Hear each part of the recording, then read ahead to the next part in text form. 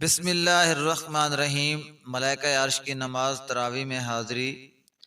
منقول ہے کہ اللہ تبارک و تعالیٰ کے عرش کے گرد حضیرت القدسی نامی ایک جگہ ہے جو کہ نور کی ہے۔ اس میں اتنے فرشتے ہیں جن کی تعداد اللہ تبارک و تعالیٰ ہی جانتا ہے۔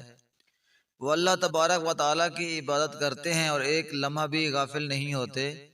جب رمضان کی راتیں آتی ہیں تو رب کریم سے زمین پر اترنے کی اجازت طلب کرتے ہیں اور آقا دو جہاں صلی اللہ علیہ وسلم کی امت کے ساتھ نماز تراویح میں حاضر ہوتے ہیں۔ اگر کوئی ان کو چھوئے یا اس کو مس کرے تو ایسا سعادت مند ہو جائے گا، اس کے بعد کوئی کبھی بدبخت نہ ہوگا۔ جب امیر المومنین حضرت سیدنا عمر فاروق رضی اللہ تعالی عنہ نے یہ حدیث سنی تو ارشاد فرمایا، ہم اس فضل و اجر کے زیادہ حقدار ہیں۔ چنانچہ آپ رضی اللہ تعالی عنہ نے ماہ رمضان میں لوگوں کو باجماعت نماز تراویح کا حکم فرمایا۔ اس سے پہلے لوگ الگ الگ نماز تراویح پڑھا کرتے تھے۔ ماہ رمضان میں اہل و عیال پر خرچ کرنے کی فضیلت حضرت سیدنا عبداللہ بن عمر رضی اللہ عنہ سے مروی ہے۔ جب ماہ رمضان کی پہلی رات آتی ہے تو آپ رضی اللہ عنہ نے فرمایا کرتے ہیں، رمضان المبارک کے پورے مہینے کو مرحبا، اس کے دن میں روزے اور راتوں میں قیام اور اس میں بیوی بچوں پر خرچ کرنا اللہ تبارک و تعالیٰ کی راہ میں خرچ کرنے کی طرح ہے۔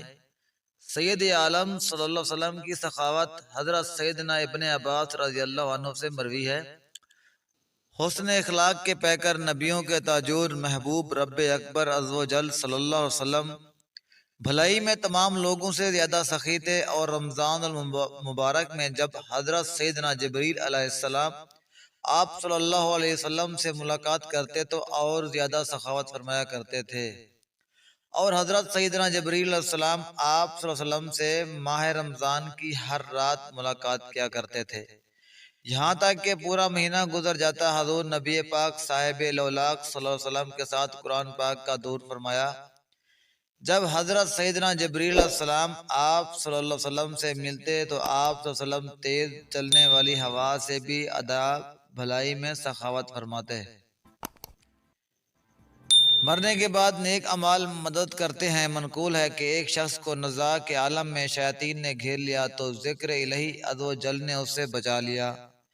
جب انتقال ہوا اور قبر میں عذاب نازل ہوا تو وضو نے اسے بچا لیا، اور جب عذاب کے فرشتے آئے تو نماز نے بچا لیا، اور جب پیاس سے تڑپنے لگا تو ماہ رمضان کے روزے نے آ کر اس کو سیراب کر دیا۔ دنیا و آخرت میں ماہ رمضان کی برکات اور اس کے نفع کی طرف متوجہ ہو۔ دنیاوی برکت نفع یہ ہے کہ یہ تمہیں عذاب و جہنم کا موجب بننے والی خواہشات سے بچاتا ہے۔ آخری برکت و نفع یہ ہے کہ تم مالک و وہاب کی بارگاہ سے معافی اور رضا کی خیریت پانے میں کامیاب ہو جاؤ گے۔ وما علینا الا البلاغ المبین۔ صدق اللہ العظیم۔ اللہ حافظ۔